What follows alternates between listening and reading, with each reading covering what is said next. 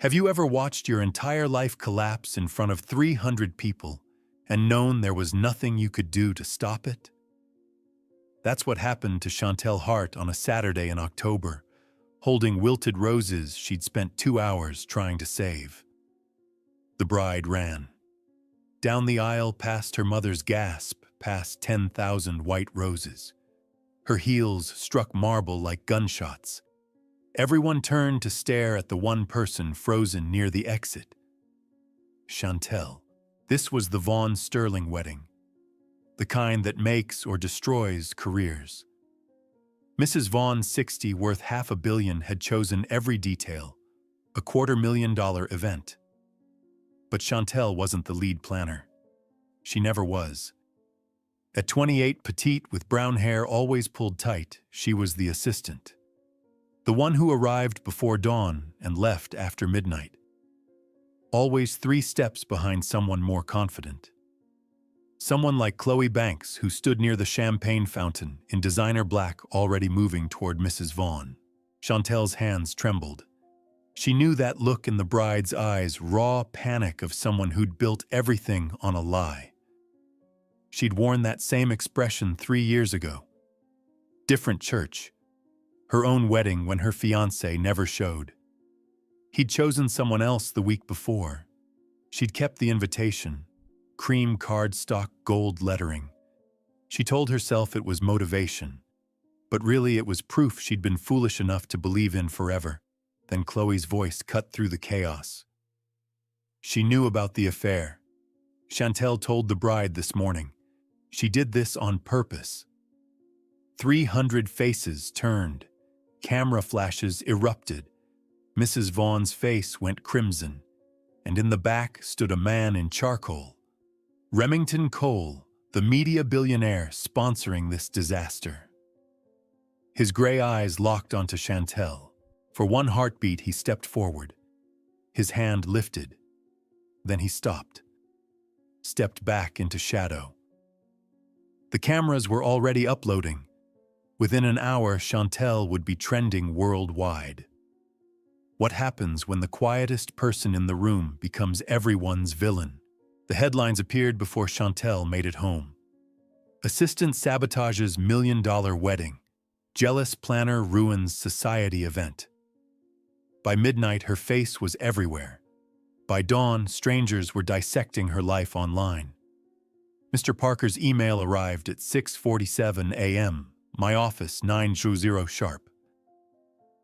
The event company building smelled like lilies from the Vaughn wedding flowers Chantel had driven 3 hours to source because Mrs. Vaughn wanted authenticity. Parker didn't offer her a seat. "You're terminated. Effective immediately." She'd expected it. The words still felt like falling. "I never spoke to the bride," Chantel said quietly. "I don't even know what affair there doesn't matter." Parker slid a folder across his desk. "Chloe Banks is our new face. Clients are threatening to leave. You're the problem we can't afford. 2-week severance. Sign the agreement. Clear your desk by noon." Chloe waited by Chantel's cubicle, arms crossed, wearing something almost like sympathy. "You were never meant for this world, Chantel." Her voice was soft, confidential. "It destroys quiet people. You should have stayed where you were safe." Chantel wanted to scream, to demand why. Instead, she packed a cardboard box, staplers, a chipped teacup, a photo of her and her mother. At the bottom of her drawer, wrapped in tissue, was the invitation. That wedding that never happened. She tucked it into her purse and walked past the conference room where Chloe was already presenting to new clients, polished and confident, and everything Chantel had never learned to be. The apartment felt suffocating that night. She made tea and forgot to drink it. Sat by the window watching traffic lights cycle endlessly, red, green, red again. The news had moved on, but the damage was permanent. Every company in Manhattan knew her name for the wrong reasons. She applied to 73 positions in 5 days. Administrative work, coordination, anything. 2 automated rejections came back. The rest met with silence so complete it felt deliberate. Late one sleepless night, she searched her own name. The photos were devastating, her face frozen mid-shock, clutching flowers like a shield. And there, in one image's background, barely visible, Remington Cole. About to step forward, choosing not to. She closed the laptop. The candle she'd lit for comfort had already burned out. Day 8, her phone rang. Unknown number. Chantel Hart. The voice was older, warm as honey, familiar somehow. "This is Lydia Grant." Chantel nearly dropped the phone. Lydia Grant, the legendary planner who'd orchestrated presidential weddings and retired at her peak 5 years ago. Chantel had studied her work like scripture. "Ms. Grant, I saw what happened." Lydia interrupted gently. "And I've been doing this 40 years, sweetheart. Long enough to recognize a scapegoat." Chantel's throat tightened. "That's kind of you, but I have a friend needing help with a charity gala next week. Cole Media Group. Temporary one event, but it pays enough to keep you steady while you plan your next move." Cole Media Group. Remington Cole. The man who'd watched her burn. "I can't." He was there. He saw everything and did nothing. He saw someone blamed for something that wasn't her fault, Lydia said firmly.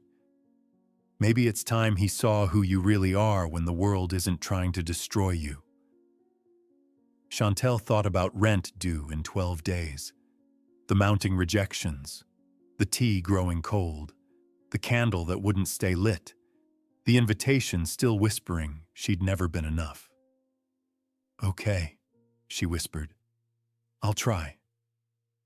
The Cole Media Group building rose like crystal and ambition made solid. Chantel arrived 40 minutes early in her only professional dress that didn't trigger memories, navy blue, 3 years old, bought on sale. Security checked her name twice, made her wait for confirmation. The visitor badge felt heavy with judgment. The penthouse event space took her breath away, floor-to-ceiling windows, the city spread below like scattered light. The charity gala was tonight. 200 VIP guests, 5-course dinner, live orchestra. She was assigned logistics vendors, timeline, invisible crisis prevention. She'd always been good at invisible. She was confirming seating arrangements when she felt eyes on her. Remington Cole stood 10 feet away, taller than she remembered, sharper. His suit probably cost more than she'd made in 3 months. When those gray eyes found her, her spine went rigid.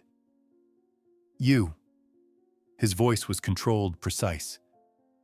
"The planner from the Vaughn wedding?" Not a question. A judgment already rendered.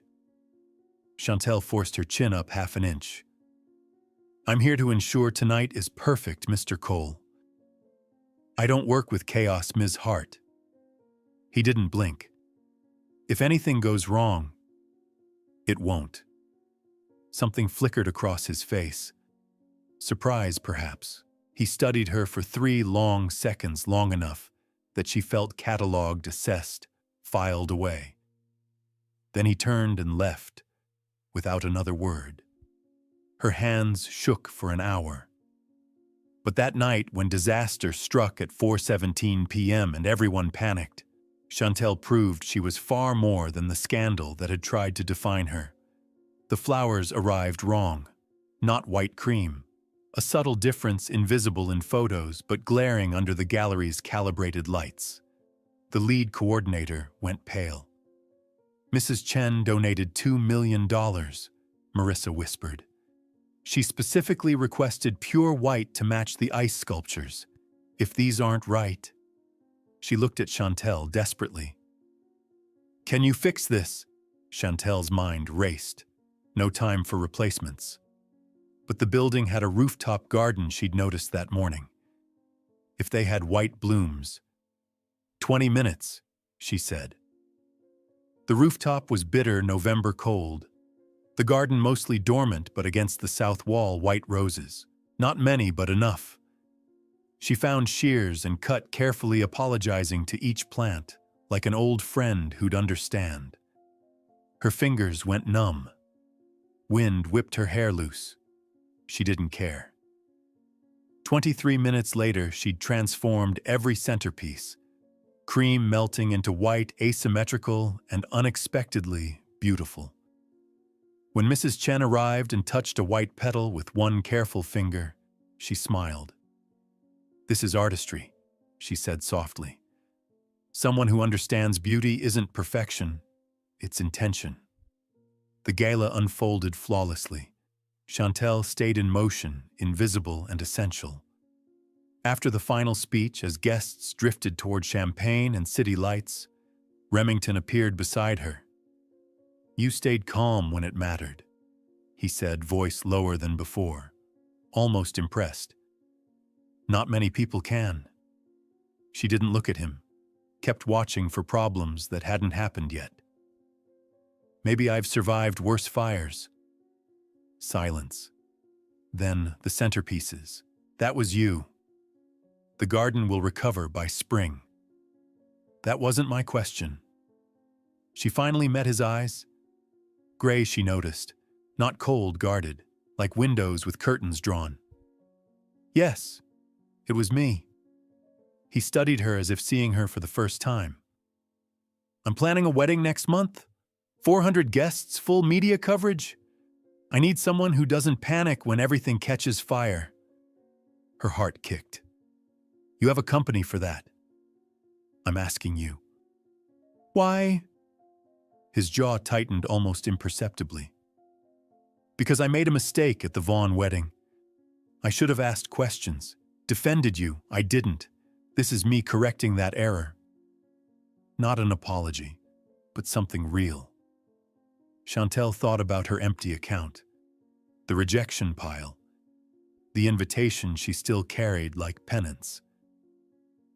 "I'll do it," she said. "But if something fails, we handle it." His voice softened fractionally. "Together." But 3 weeks later, when Chloe Banks reappeared with a smile like poisoned honey, Chantel realized the real test was just beginning. The Riverside warehouse was stunning, industrial, elegant string lights on steel beams, sunset through windows. The COO's daughter's wedding, 400 guests. Then Chantel saw Chloe arranging orchids on the bridal table. The bride had insisted on hiring Chloe as creative consultant. Chantel would remain lead logistics, back to invisible. Chantel, that honey-sweet voice. "These napkins are folded incorrectly. All 300. Fix them." The napkins were perfect. "They look correct." Chloe's smile sharpened. "They're not." "Unless you'd prefer I mention this to Mr. Cole." Chantel refolded all 300. Her hands cramped. The ceremony began at sunset, golden light, ivory-laced tears during vows. Then mid-ceremony, the sound system died. Every microphone, every speaker. 400 guests shifted uncomfortably. Marissa grabbed her arm. "Backups are in the van. I'll get them." Chantel sprinted in heels, hauled speakers and cables, raced back. Her dress tore. She didn't stop. Inside, Chloe stood close to Remington, whispering. Just like the Vaughn incident, equipment checks were her responsibility. "Excuse me." Chantel's voice cut through. She set up the system in 90 seconds, rerouted audio through her phone, nodded to the officiant. "Please continue." The ceremony concluded. Applause erupted. Crisis averted. Remington approached. "The system failure. Do you know what caused it?" Across the room, Chloe watched with a satisfied smile. She knew, but Chantel had no proof. "No, Mr. Cole, but I accept responsibility. I should have been more thorough." He tilted his head. "That's not how most people respond to sabotage." The word landed like a stone. "I'm not most people." He almost smiled. No, you absolutely aren't.